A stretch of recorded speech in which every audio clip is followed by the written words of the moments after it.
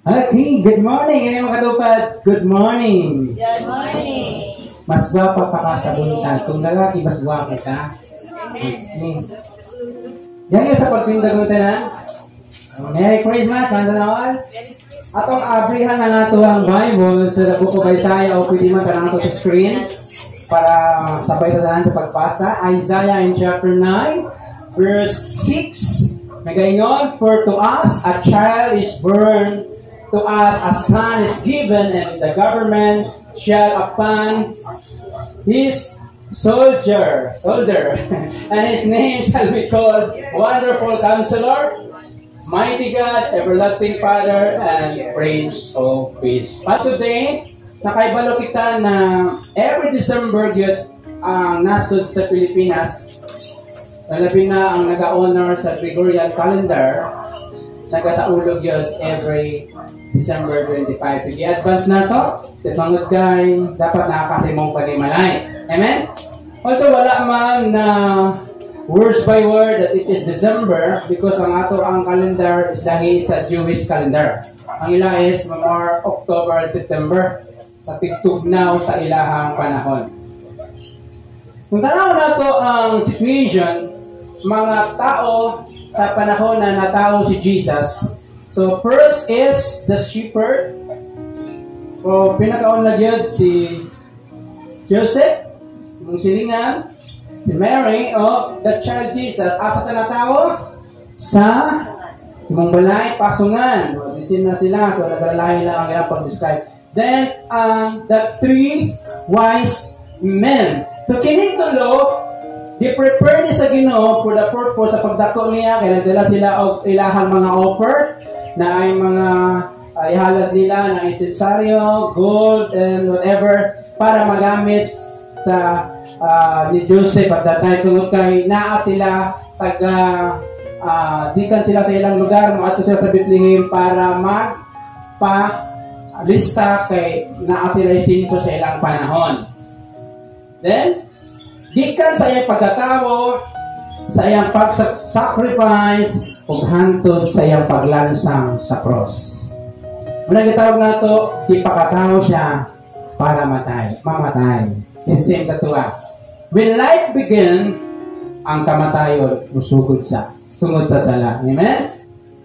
So ang atong mensahe karon, reviving the promise that was left behind. So, unsa pa ang word na reviving from the word keyword na revive? Kaagi na baka ka ng murabaga patay ka por buhi. That means na anak ka gagana kay tungod sa problema, financial, sa pamilya, niya na ay nag-abot nga blessing.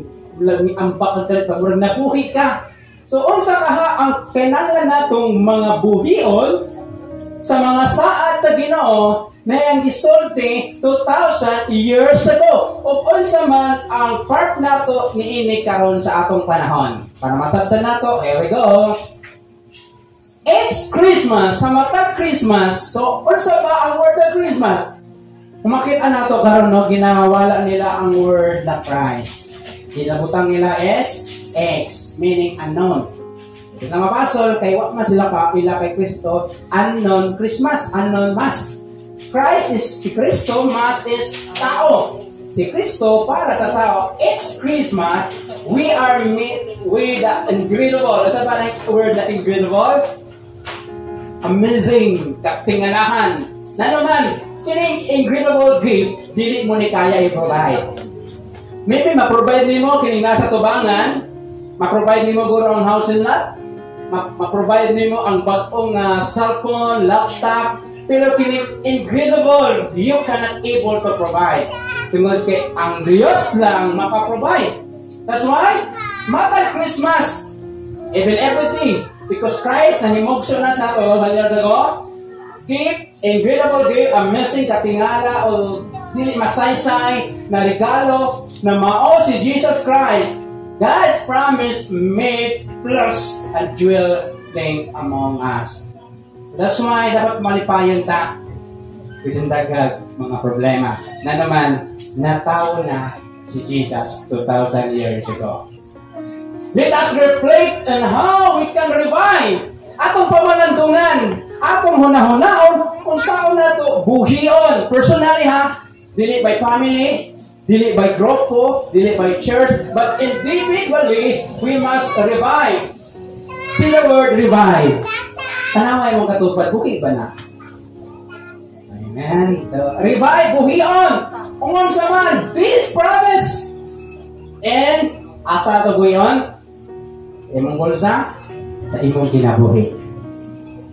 Next, balik ka sa Isaiah. Ato ning, kung sa kuan pa, pamalandungan. For to us, a child is born. So, 2,000 years ago, it is the first coming of Jesus and the Bethlehem sa taguangkan ni Mary. Then, to us, a son is given. It is the dual nature of Jesus. Ang iyahang pagkalios. Kung may batag son, dako na. Di ba?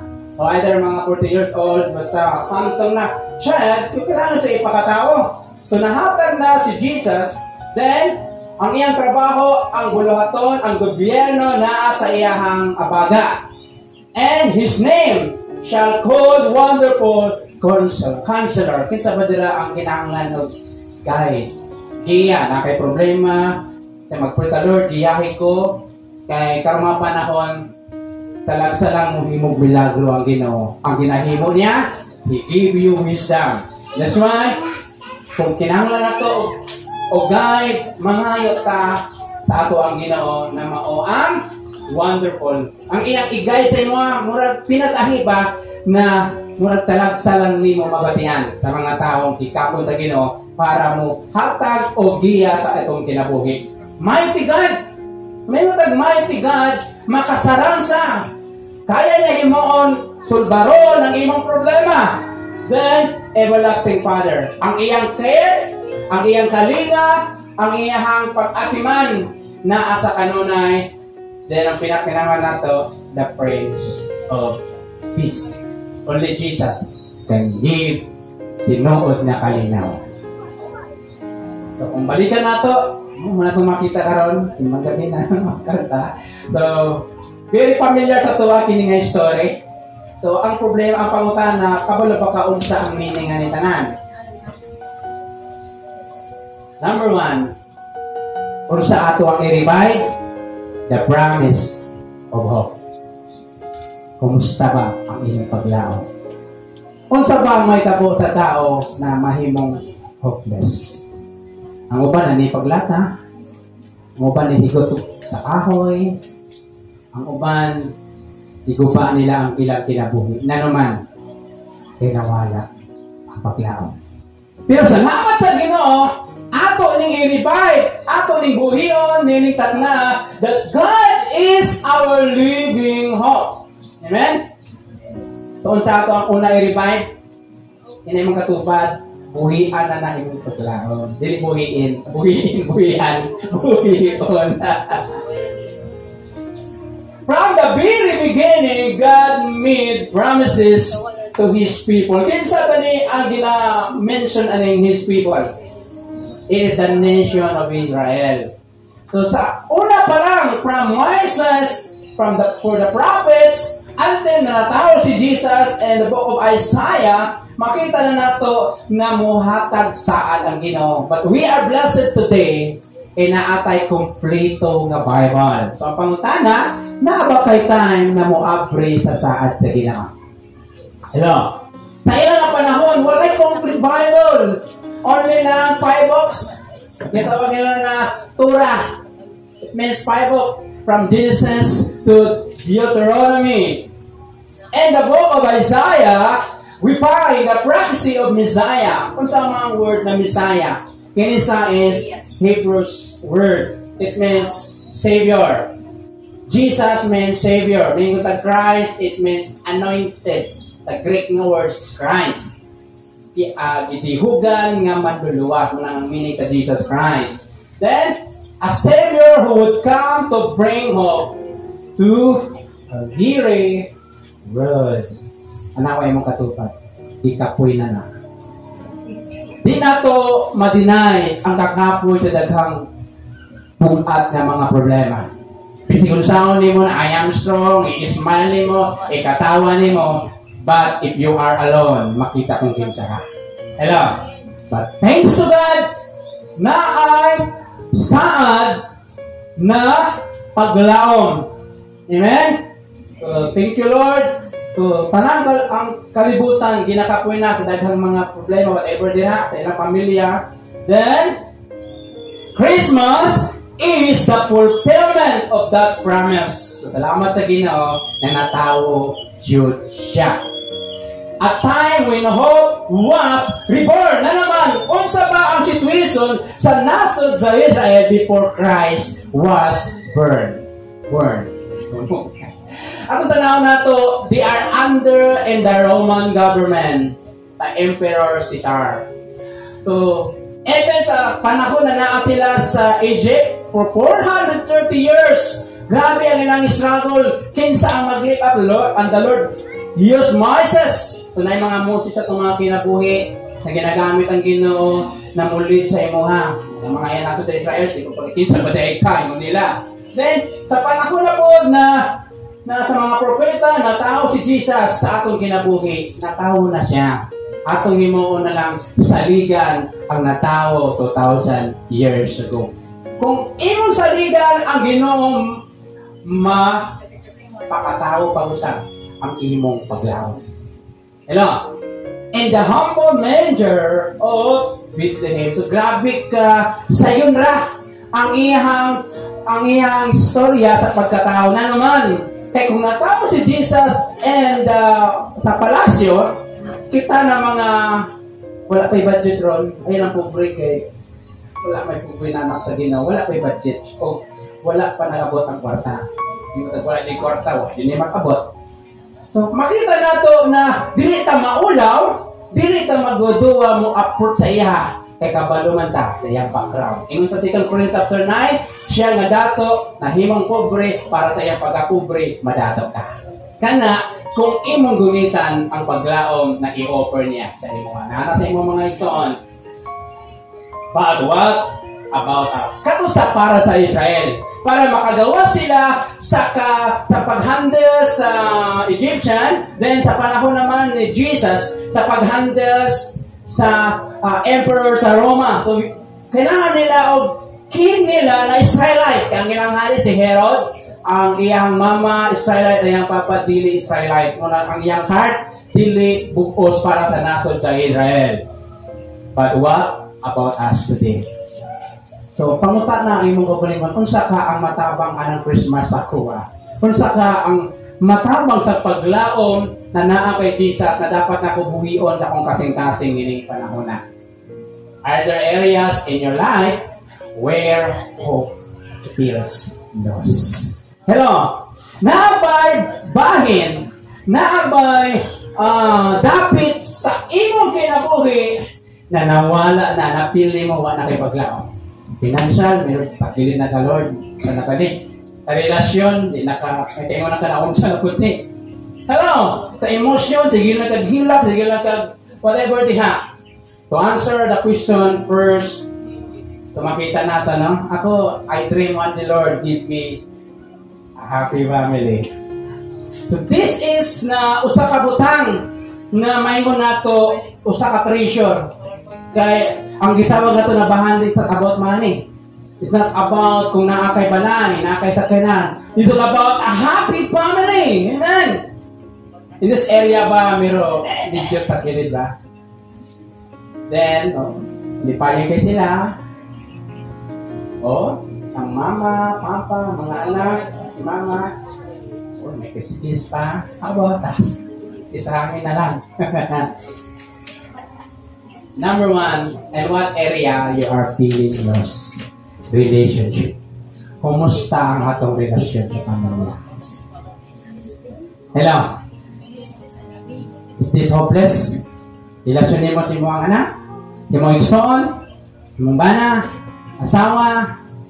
Mga friends nimo, mga parente nimo, mura ko di magkasinakot. So remember, only ang makaayos anak, maka-bridge kung naa si Jesus sa inyong kinabuhi. Malipayag kayo, kinakaya ang ugangan. Babae, lalaki, Di ba? How happy, bisan na wala kayo akong kwarta, basta manipayo ng pamilya, makaingon ka, thank you Lord.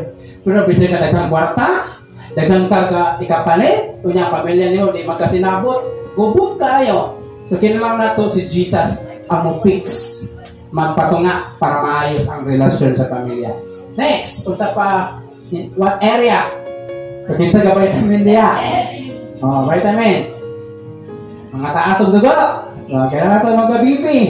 Labi na kung matay budget, so mataas sila itong dugo. Labi na kung matay magamit na kwarta, mataas sila itong dugo. So, kailangan ito ang self-care. Ikadua, your health. Tanang-tana atay ginatago-tago ng mga banatihan. Amen? Pero kayo ka Lord, kuha anak ko puting mahala pa ng maintenance. Hello? May masakit yung pamilya, struggle kayo na, hopeless ka. Sabi na kung kinanglan o dako na kantidad, asa ka magul? Pareha ko din mo kwarta, kay Jesus na. Siya ang mugay sa mga din na iturol na ang kwarta, kaya hindi magtudlo ang Ginoo pagkat tinamat, di ba? Tagaan na tagay, di ba? Is a mighty counselor. Di ba? Isaiah 9:6, singon niya, everlasting Father, walay ang iyang pag-care. Ato may end. Labi na kung matandog ang ato ang area natin. Pwede ka. Hindi mo magkasinabot. Pero salamat for Jesus, the everlasting Father. Walay katapusan na pagatiman. Mga ison, tanaw na ito, no? Kita nagagasto tagdako ang pinakagasto na ito ang atong health. That's why, I remember my wife, tabuhi pa siya. Usukong pala taon din sa Ogwan. Dinamo sa buntag, pagkaod ko na po, pinirito, nanay, nato, na naman, mahalo, mugas to. Pagkamatay niya, wala niya na kusdan. Ang iyang alkansya, sulod, 23,000. Mauna ni ipalit na to. Na naman, ang ato ang kayamanan, ang ato ang health. That's why may mga tayo ba na hopeless ka? Gusto ka mula ka, sakit imong tuhod, sakit imong tiil. Hello? Gusto ka mag-indus, sakit imong ulo. Nakakipanguna-huna. Hello? You need hope. You need Jesus. Next. Dreams. Hopeless ba kasi mga dreams? O tama na lang ka mga ndoy. O mga kabataan, nakitaga ang opportunity na maka-eskwela. Tanong yung ginikanan ninyo. Halos na lang, di na nakapangarti para ihatag ng pamasahe, ihatag na lang yung mga palon. Kanya, budiman pa! Masukok pa! Tanawa, ang mga dreams mo, nakakamay pagkaha sila mga dreams.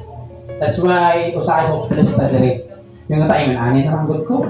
Ani na lang good. But thank you kay Jesus. I-open niya ang atong mind. That's why, salamat sa Ginoo. Dapat close ang imong mind. Kasi karon, by the grace of God, I continue study until na makahuman sa pag-eskwela. Your personal dreams. Kanang iyong makatupad na anay dreams. Dili na malimit sa age. Kung saan pilang edad di mo ron, imong situation, imong kwarta, basta naakay personal dreams. And the only can give us hope is Jesus when nagtao sa Christmas. Amen? Revive that hope. Di ka maiwan na, hindi ko pa sa pastor. Saan ko pa pag-eskwela sa akong anak. Si Jesus, dato to. Ito ka mga sa iya, ha? Kung paano tayo makalampawa sa ito pagkapubrihon. Hello? So, kinalang na ito na mangarap. Kung mangarap man lang ka, kung na tingsa ba na ang imuhang dinaalalay sa imong dreams. God is a great God. That's why you must ask a great things. Amen? This Christmas, encourage us to revive the promise of hope. So, encourage mo kaugalingon. God is still at work. Ang Diyos, kasi makaingon tanong, di pasagdan ako sa Ginoo. Wala gyud nang kulang ang Ginoo sa imo. May mga tayo na di alaw sa Ginoo para kabalo kamutikan ba? Kaya mga anak sa Ginoo, mga warrior ni hello, mga independent ni sila, mga anak sa Ginoo. Ginaalam sa Ginoo ang problema kung tanawon niya kung asa ka kutub. Para mabalaan sa Ginoo kung asa pud sa mutabang sa imo ha. Ano? Diba ka nang mag-asawa ka, then magpuyok ka sa imuhang mama papa. So di ka kapalo kung unsa gyud ang galastuhan sa mga asawa. Tay dipili ka wala mi bugas. Unsa karon? Wala mi gatas, wala mi bibiro, whatever siya. That's why God allowed that problem, but ang good thing, God is still working. Murag wala ra, no? Pero God working behind the scenes. Dili mo sa makita na nagalihok ta, pero nagalihok siya. Amen? Kaya kung wala kami magino, wala na punta karon. Pwede ka mawala. Pero salamat sa Ginoo. Kana dito makita kay grabe ka mysterious ang pag-work sa Ginoo. Weaving His plan in our lives when we cannot see the entire picture. Ito makita ba? Makaingon ka, ako man ipagpaningkamot. Wala ka ba behind sa imuhang mga sacrifices, sa imong nalihok, na ay Diyos na nagapaluyo. Na ay Diyos na nagatandog! Na ay Diyos na nagauban sa atua! Even na wala ka kaila sa iya, even di mo sa matungkad kung kinsa gud siya. Pero ang nindot, God is still weaving His plans. That's why, divide the hope. Muna ang tayo na makaatake ang yawa. The demons, stress, and depression, maatake sila. If you are allowed hope, is God. Yan ang kinakuha. Salamat sa Ginoo. At bisan na makita ang kung sa iyong plano, at least kapaluta na nabi sa iyong plano. Amen?